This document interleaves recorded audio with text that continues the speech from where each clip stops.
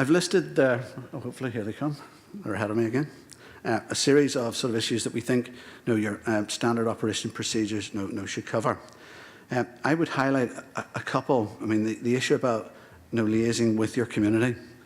It is important that you understand what your community anticipates to be going on, so that at least you're sort of pre-prepared and ready to respond to that. And the other big issue that we have is resilience. I am continually, as the Chief Fire Officer, basically having to sort of send my officers back off duty when we get sort of peaks and sort of spare conditions.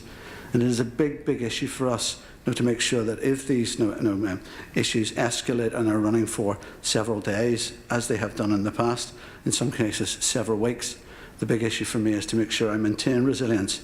And as a Chief Fire Officer, it is really hard to send somebody home who is really keen to help you, but you've got to say to him, you know what, I might need you tomorrow, go and wait for us to call you. And clearly the other issue is in terms of dealing with the post-incident considerations, because we as a fire service, we have to get back on the run as quickly as possible. In terms of pre-planning, all I would say to you again is that certainly, and when we are, it's all based on intelligence gathering. And it is important, as I've already said, to let your personnel understand that it is all right to say no. And what I would say to anybody, if you get involved in sort of any of this conflict, don't park your fire engines behind the police.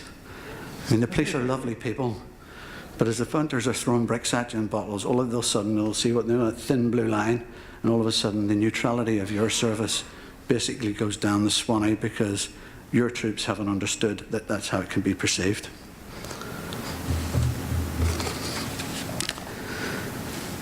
Again, it's about risk management, and there are a whole lot of issues up there about business continuity plans. I mean, I'm not, for the life of me, going to tell you what should be in your business continuity plan.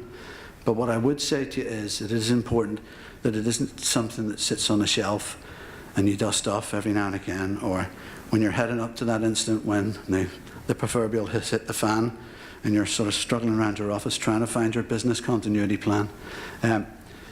Basically, it's what you will stand or fall on. If it's not current and it's not up to date, in the cold light of day, when the politicians, the sort of the legal eagles, the community come back and ask how you performed, the one thing they will measure against is what you said in your business continuity plan.